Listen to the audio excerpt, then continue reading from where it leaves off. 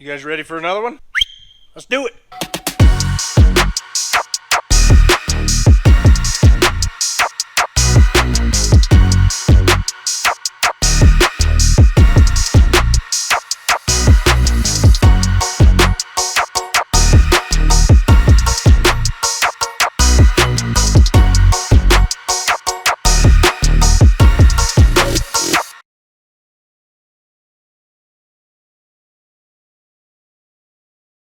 Alright, so here's what we got tonight. So this piece of plate here, 61 inches long. It is 33 wide there and 34 wide there. You can see it's got some funky breaks and cuts in it. I actually drafted this up on the burn table and cut it, and then I had to take it into Salt Lake and have somebody else break it because I don't have a brake big enough to break something this wide. Subbed that out. Got it back today, so now we're ready to start fabbing up the rest of this. I do have some drawings here, so these are the drawings we have. And then this is probably going to be the main drawing we're going to be working with tonight. We're going to try to get these fit on and welded up. We are going to get the back plate welded on, and a lot of this stuff, like right here where it says weld all around, these fork pockets, if you were to weld those all around, this would be a banana by the time you were done. That's never going to happen. So we'll go ahead and stitch weld those on, and it's going to be like a 1/16. It's going to be a very small stitch pattern because we don't want to overheat it. These here, we're not going to weld these all around. We're also going to stitch these on. If we get this thing too hot, it's going to warp and bend. And one of the other things I want to do is check this with a straight edge and see how flat it is. We are going to have to mount 3 roller sets on there, and there's some machine work we got to do, some drilling and tapping and stuff like that. So quite a bit of work here. I think I'm going to start with the fork pockets, and the reason I'm going to start there is because I feel like if we get those on first, it's going to be less likely to warp when we start welding some of this other stuff on. It'll kind of help keep it straight. So we're going to start there. I do have the parts cut. Here are our fork pockets. So I do need to just go through and clean them up, knock all the burrs off and sharp edges, and get them all ready to fit. So we'll go ahead and do that now. And once we get them all prepped up, we're going to flip this over and we'll start laying that out. And we'll go ahead and give you guys a look at that.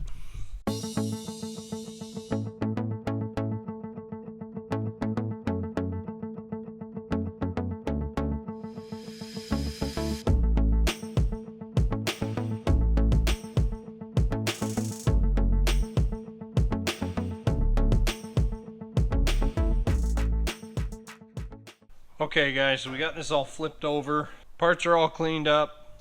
So now here's what I've got going. So when I lay something like this out, I always like to work off center. So I've marked my center here. The drawing calls for 24-inch on center fork pockets.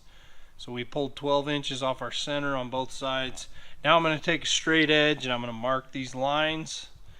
And then I'll put a mark on my fork pocket on the bottom, so that when I set those on, I know they're perfectly square and they're right in line and exactly 24 inches on center. So we'll go ahead and start fitting these up. I did check this, and if you hold the level down, there's about 3/8 of an inch gap down on this end, which doesn't surprise me because you have a joint here and it was 2 separate breaks, which this is going to naturally give it somewhere to want to bend. We're going to get our tube up here and then we'll have to clamp it down on either end, see if we can pull it straight. We'll just have to see how it goes. There's not much you can do other than try to get it as straight as possible and then weld it together and see if that will hold it straight. So we'll give it our best.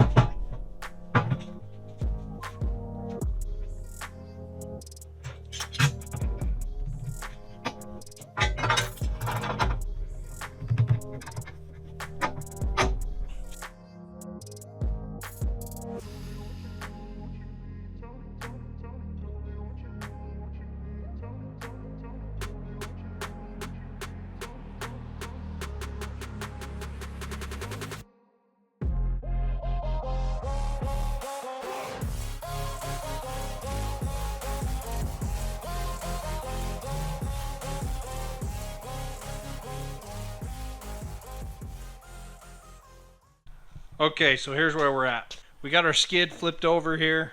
If you look at the plate, I don't know if you can see it, but it's kind of got a little bit of a bow that way, which I knew it wasn't going to stay perfectly flat. So we're going to have to deal with that when we get the rollers put on. And I'm hoping that this, welding these on here, doesn't make it worse. Got our drawing here. I'm just working on laying out those little brackets there. Little stops, whatever they're for. And the drawing calls out weld all around, but that makes me nervous.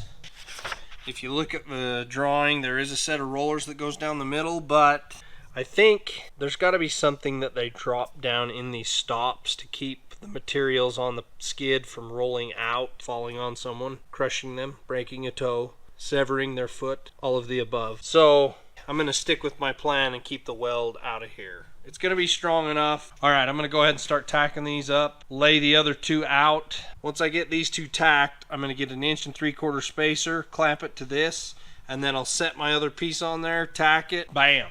We'll go ahead and get these fit up. We'll go into time-lapse mode. I think this type of work is my favorite type of work. I really enjoy doing this type of fabrication. It's new material, it's clean material, there's a print, and it's fun when you get a print and you are just supposed to build something to spec and follow the print, and figuring out how to do it. That's one of the challenges, and that's one of the things that I find so enjoyable about it. So I like that when I get it done, it's something that I can take pride in and I can say, wow, that looks really cool. Even if people don't know what the crap it is, it still looks cool. All right, let's get to work.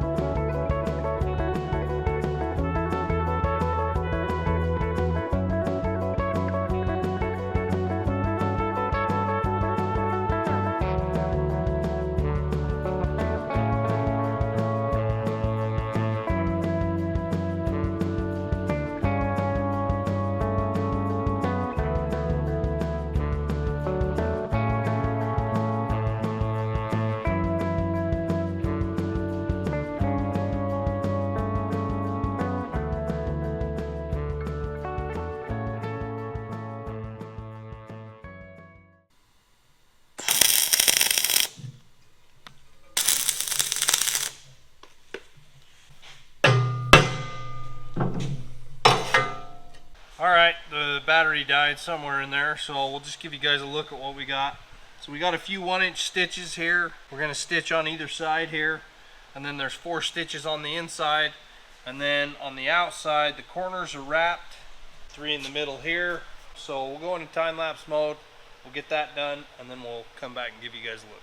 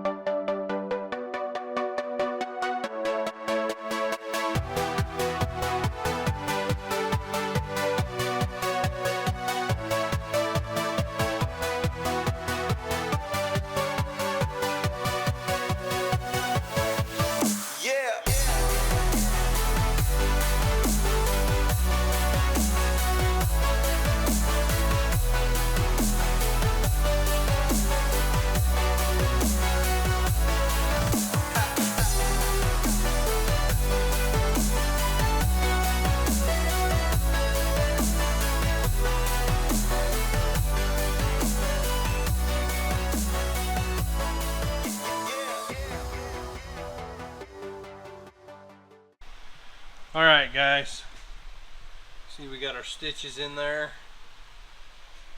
I did do some just on the inside corners. I decided to do this whole edge for a little bit of added support, and then there's our stitch welds here. So that is the main structure. So now we're ready to start working on getting the rollers bolted in, which are going to look like so. We'll get the rollers set up here and we'll see what we have to do to get those put into place. Alright, so we got our rollers here, but you look down these suckers, they're like bananas.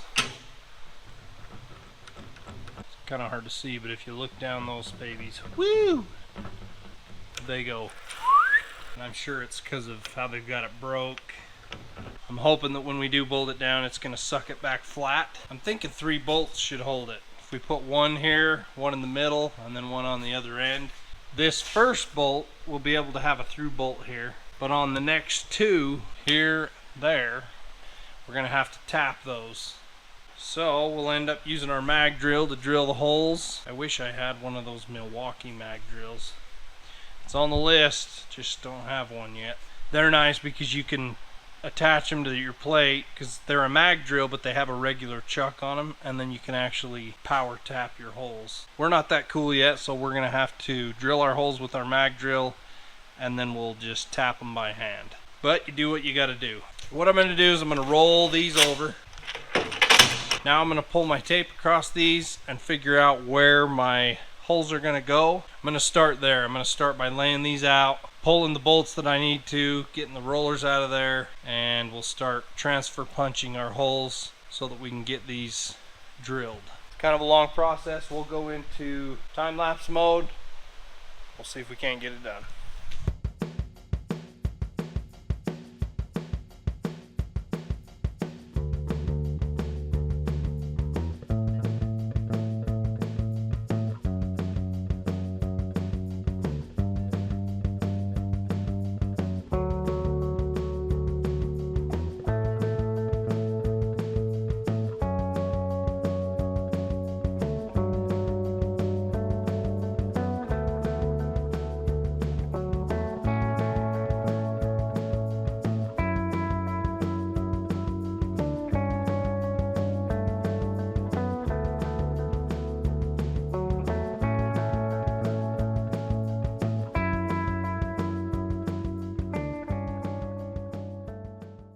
What's up guys, we're back at it. We did pick up our hardware. Something else I want to show you guys. You remember these? I talked about these in one of my super cool tool segments. You can see that I don't have every size filled up yet. Drill bits are expensive. So what I've been doing, and I would recommend that you guys that are trying to build up your tool arsenal, I would recommend this to anybody that's trying to do this. Like on this set, what I did was I went and I purchased all the 16th inch increment bits. So I purchased the 16th inch bit, 3/16, 5/16, 7/16, and then you're only buying, you know, 4 or 5 packages at a time. And then after I bought all those, I bought all the 32nd bits and then all the 64ths. So I've started buying the 64ths, but there's more 64th sizes than there are 32nds or 16ths or 8ths or whatever.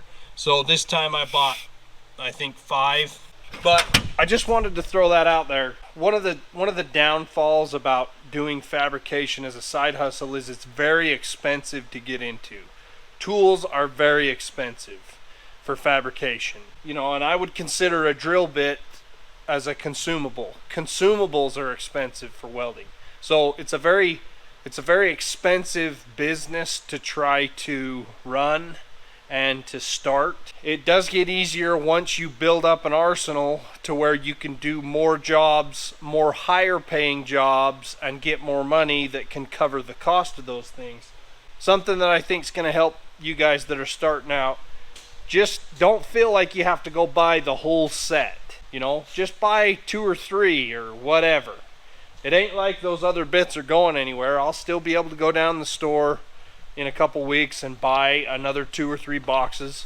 So once I'm all done, it lightens the blow is what it does. But once I'm all done, I'll have a really nice set of drill bits there, and those are going to last me for a long time because I really don't break them all that often. And when I do break the end a little bit or chip it, I resharpen it. And we will do a video about resharpening drill bits, but those, you know, having a dozen of each size, that's going to last me quite a while. So it is an investment, but that's one of those things that are going to pay off, I think. So just wanted to throw that out there. We'll go into time-lapse mode while I get these transfer punched and drilled, and once we get it done, we'll give you guys a look. Well, good news. My annular cutters only go down to 7/16, and I wanted to drill these 3/8. So, looks like I'm doing them by hand. So, that's okay. Should go fairly quick. What I'm going to do is I'm going to start with a 3/16 bit, drill a pilot hole, and then I'll jump up to a 3/8, and it should be just fine. I'll go ahead and I'll get this one chucked up in the drill. So we'll start right here and see how it goes. Alright, so my oil of choice is Tap Magic. I've used Rapid Tap, Tap Magic. I've even used motor oil when I didn't have any, but I do prefer Tap Magic. It just seems to work really well. I usually buy it in a gallon jug, and I like these goldenrod oil cans with the flex head on them, and I think I bought these off Amazon. So let's get after it.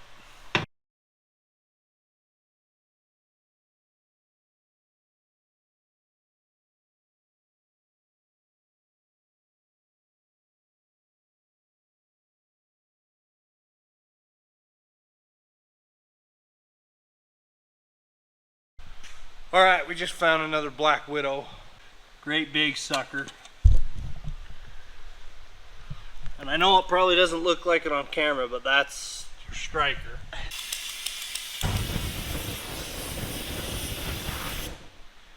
Woo! You can even see the red spot on its butt right there. Job well done.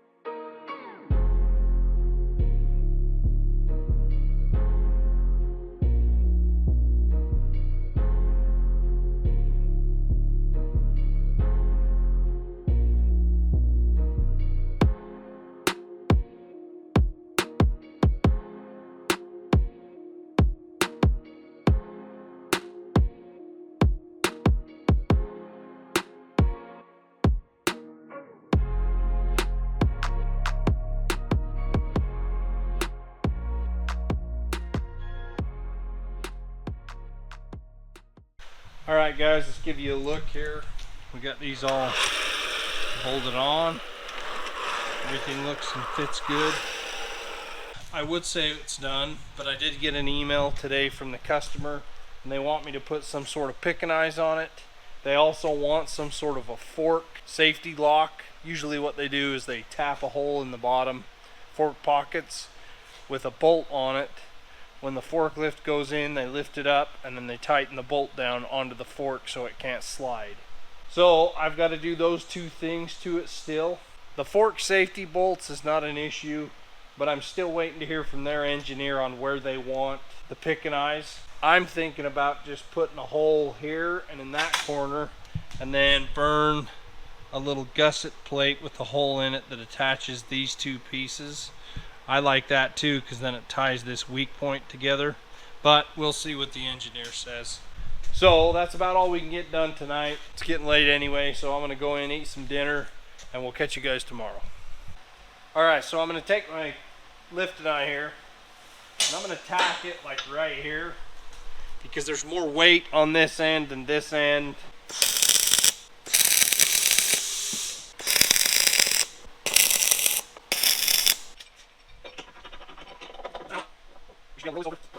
Now we should be able to roll this over without killing somebody.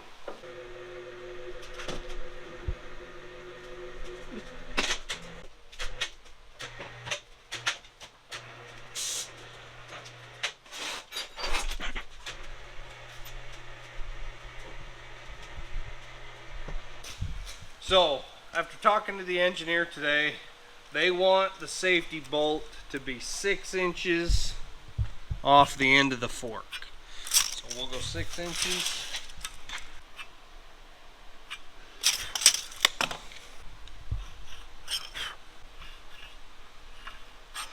Go center of our tube.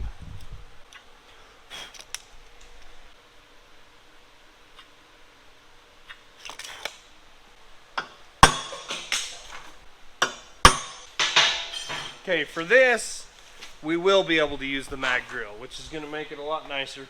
So we'll drill our hole, and then we'll take a 1/2 inch nut and we'll drop it down inside of the hole to where the bottom of the nut is flush with this inside surface. That way when the fork's going in, it's not going to smack the top of the nut and just make it a nightmare to pick up. So we'll go grab 2 1/2 inch nuts. We'll measure them to see what size hole we got to put here. We'll get the mag drill all set up. When we get to the point where we're ready to tack them, we'll come back and give you guys a look.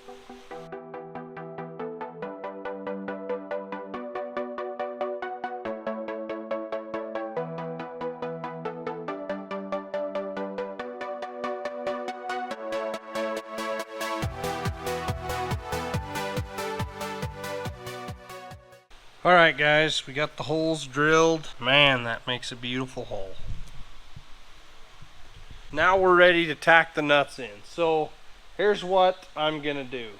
I've been thinking about it. I originally was thinking about TIG welding these in just because it's easier to control your puddle and the arc and where it goes, and it kind of helps not bleeding over into where the threads are gonna go. But this is gonna stick up about that far, so there's plenty of room there as long as I can control where my stick out is on my MIG gun. I should be able to control where the puddle's gonna be, and I'm just gonna trigger all the way around this. I'm not gonna weld it solid, I'm just gonna trigger it. The other reason I think I want to use dual shield is it burns through this zinc like it's not even there. So I really don't have to spend the time to clean it up because this dual shield flux core just burns right through it. And I'll show you guys when I get it done.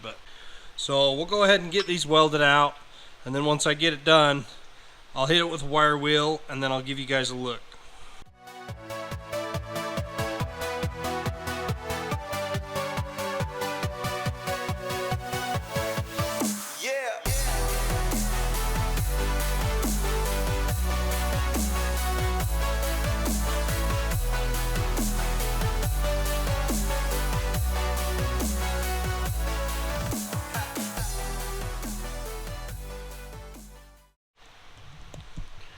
Alright guys, so we got these welded out. You can see there's no pinholes or nothing, it just burns that zinc right away. That's another one of the good things about the dual shield. So now you're basically left with just a threaded hole. You can see that it melted around the outside of the nut to the point where it's basically just a threaded hole now.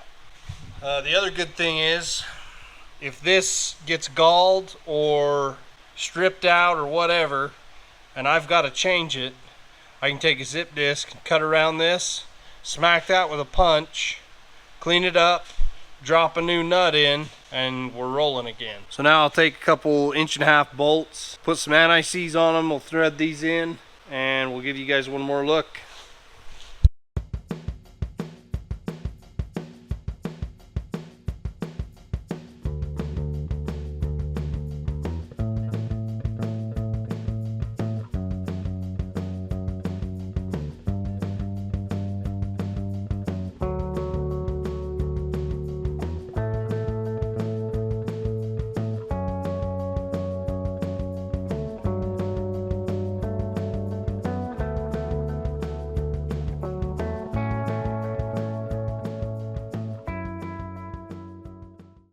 Alright guys, we got it all wrapped up. Turned out good. Our safety bolts are right there. Beep, beep, beep. They pick it up the forklift, lock those bolts down, and then it can't slide off. So hopefully you guys get the concept now. It's gonna wrap it up. Appreciate you guys watching. Remember to like, subscribe, and share. We'll see you on the next one.